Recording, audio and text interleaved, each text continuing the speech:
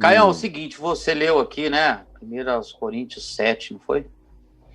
Aí eu destaquei aqui essa frase sensacional: fostes comprado por bom preço, não vos façais escravos de homens.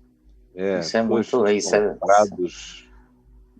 comprados, por preço fostes comprados. Por preço fostes comprados. Não vos torneis escravos de homens. Eita!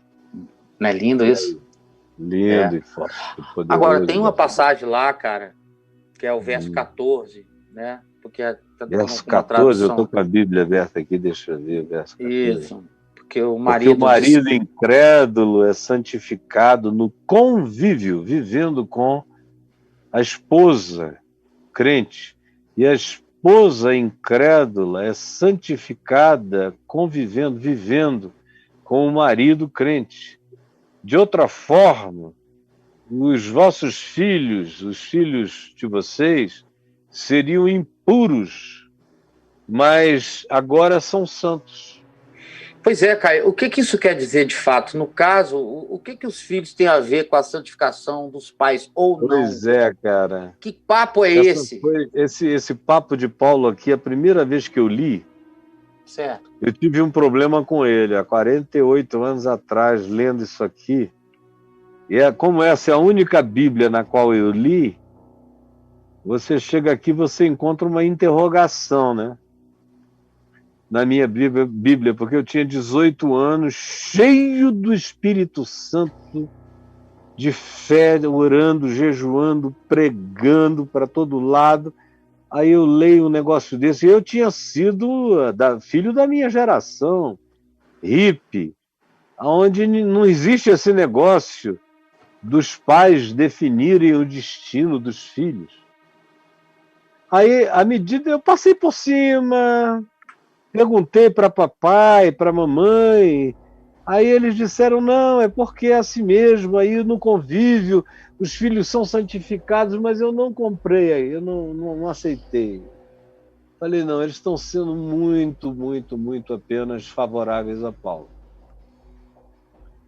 E como eu tinha já desde o início, no meu coração, separado Jesus dos apóstolos, dizendo, esses caras aqui aprenderam tudo com Jesus e não aprenderam tudo, até morrer não aprenderam tudo. Então não é com eles que eu vou checar a minha vida, é com Jesus, que morreu e ressuscitou. Para mim era simples isso. Aí eu guardei aqui, até o dia em que eu li, por exemplo, lá em Ezequiel. Em Ezequiel, Deus dizendo... E olha que o livro de Ezequiel é aquele livro pauleira, não é? Atalaia, a espada do Senhor. Atalaia. É brabeira, é. E não é atalaia jurubebe, é aquela atalaia da espada do Senhor. Tô ligado. Aí eu lendo lá, mais de uma vez, Ezequiel diz que, porventura, se os pais comerem uvas verdes, isso embotará, encardirá os dentes dos filhos? E a pergunta é retórica e a resposta é não. Cada vez que é feita, porventura, se os pais comerem uvas verdes, isso vai alterar os dentes dos filhos que não comeram nada disso? E a resposta é não. Quando eu li isso, falei, não, amigo Paulo, eu devo estar entendendo, você errado, eu devo estar entendendo o significado de outra sorte, vossos filhos seriam impuros, porém agora sois santos, de maneira equivocada. Porque o que está escrito aqui em português, eu fui consultar as versões outras e depois o grego. E no grego é isso mesmo também. Aí eu digo, bom, então é que o conceito deles sobre impureza e santificação é que eram diferentes dos nossos, ou daqueles que eu, com 19 anos, tinha aprendido. E hoje você pergunta, quase 50 anos depois, como é que você lê essa passagem? Para mim, essa passagem só pode ser entendida do ponto de vista psicológico, e você tem que diminuir nas letras, né? No tingimento dessa coisa de impuro versus santos. Filhos impuros versus filhos santos. Isso aí não. O que eu entendo, e eu entendo a partir de Jesus, de como Jesus tratou os filhos das pessoas, como Jesus não perguntou quem era o pai, como Jesus não atribuiu nada dos pais aos filhos, como para Jesus cada pessoa era uma pessoa, cada indivíduo era um indivíduo, independente dos pais deles. Ele não perguntou ao endemoniado gadareno como tinha sido o pai dele, a mãe dele, a criação. Ele só libertou. Ele, por outro lado, não olha para algum pai e diz a eles: olha, por causa do que tu estás fazendo, teus filhos serão todos impuros e amaldiçoados. Não existe isso em Jesus. Então, amigo Paulo, menos na tintura. O que eu entendo aqui, à luz de Jesus, como chave hermenêutica do Novo Testamento, da vida e de tudo, é que o marido incrédulo é beneficiado no convívio da esposa. E a esposa é beneficiada no convívio desse marido, porque a palavra, para mim, forte e repetida, é convívio. Convívio é a palavra da ênfase, é o conviver, é o viver juntos, é a conjugalidade real de um marido que está em casa todo dia, de uma mulher que está em casa com ele, naquele tempo, o dia todo. A mulher crente o dia todo com os filhos, o pai não de igreja, mas suficientemente legal para Paulo dizer: conviva com ele trata você bem, ele é do bem, ele é bom, fica com ele. Esse cara vai ser profundamente beneficiado pelo convívio com essa mulher, se ele é do bem. Mesmo que ele não frequentasse a igreja da mulher lá em Corinto, mas se ele é um homem do bem, se ele é distinguido na própria sociedade como um homem bom, independentemente de religião ou de qualquer coisa, e é o marido dela, e ela é essa mulher cheia do evangelho, não tem como os filhos não serem beneficiados por esse convívio deles. Porque ela terá uma chance enorme de passar o dia ensinando o que é certo e de, no convívio com ele, praticar o que ela sabe, o que é certo, e os filhos assistirem e crescerem nessa consciência. Agora, esse de outra sorte seriam impuros, precisa ser revisto à luz de Jesus, a chave hermenêutica. De outra sorte, eles serão ignorantes.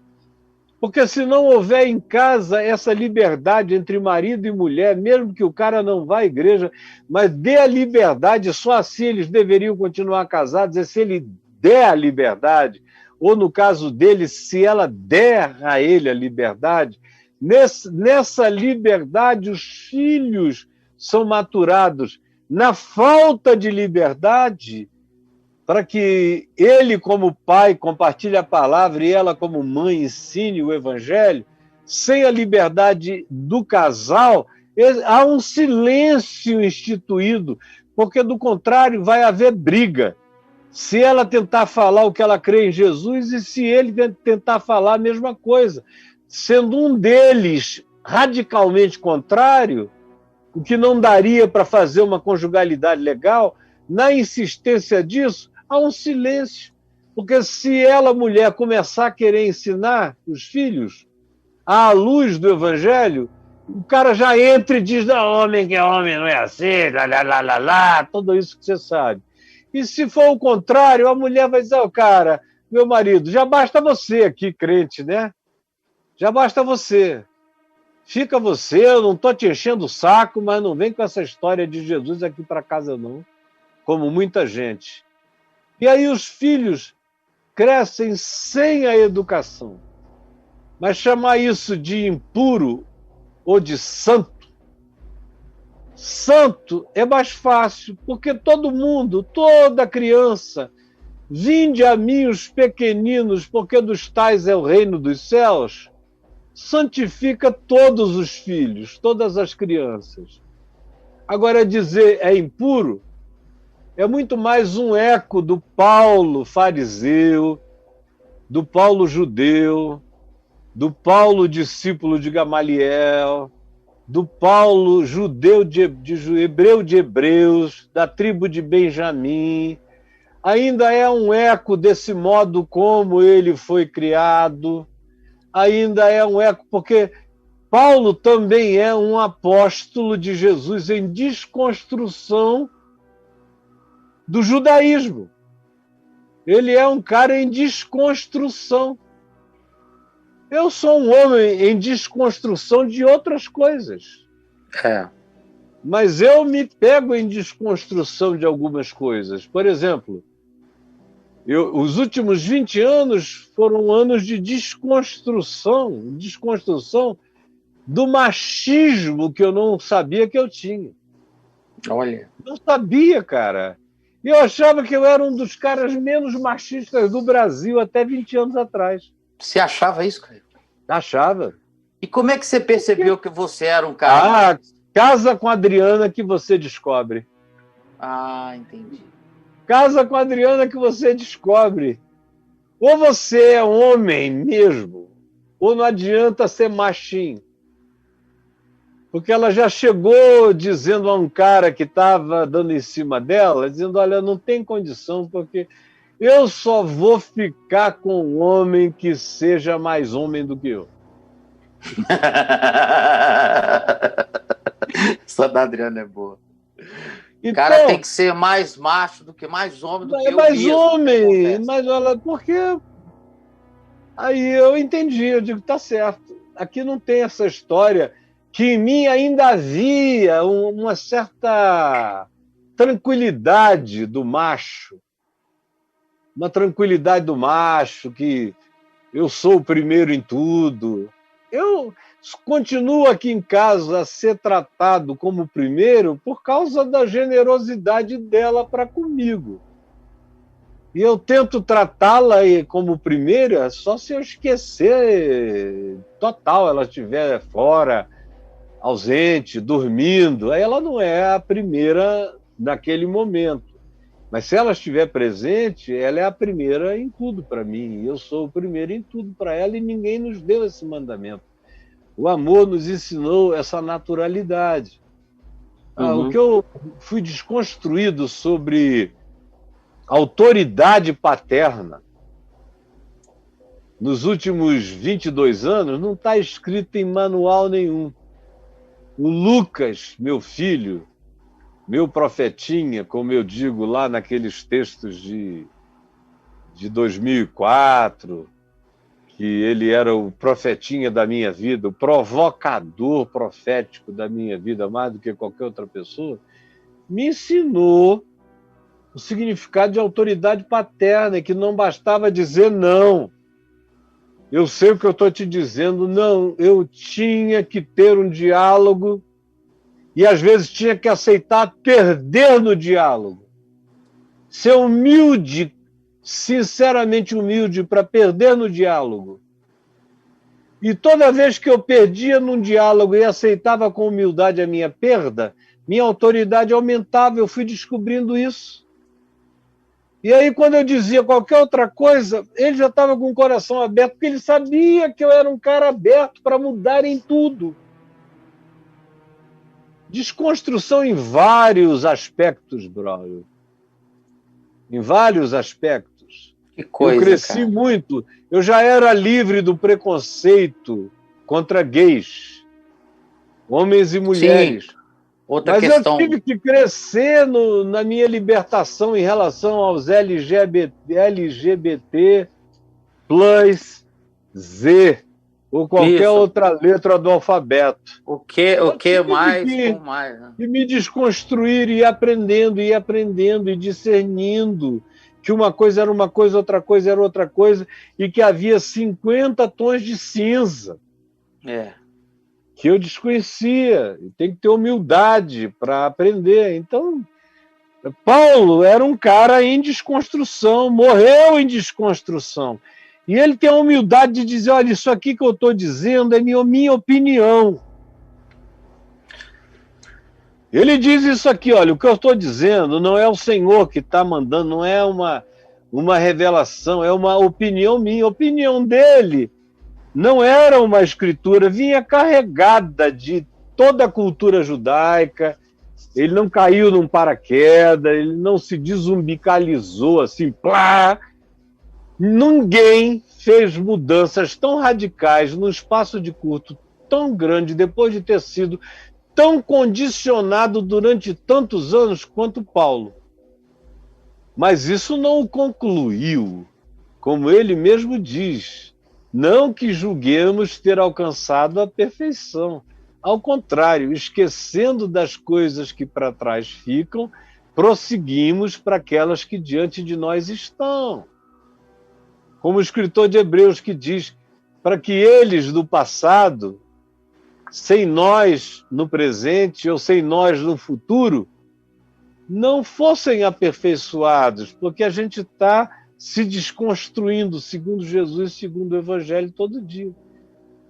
Se Pedro encontrasse comigo e a gente saísse, eu começasse a dizer o que o Evangelho me ensina, ele ia ficar perplexo com uma centena de coisas.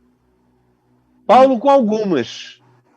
Mas eu sei que ele ia entender e aceitar com a maior rapidez. Porque Jesus era a chave hermenêutica dele. Na hora que isso fosse aberto, ele ia dizer, uau, aleluia, como a graça de Deus era maior do que eu jamais imaginei, e eu sempre soube que ela era infinita. Eu só não tinha visto os aplicativos práticos recaírem em tantas dimensões. Então aqui, respondendo o que você perguntou do verso 14, sim, querido, de 1 Coríntios 7, é no mínimo isso, Braulio.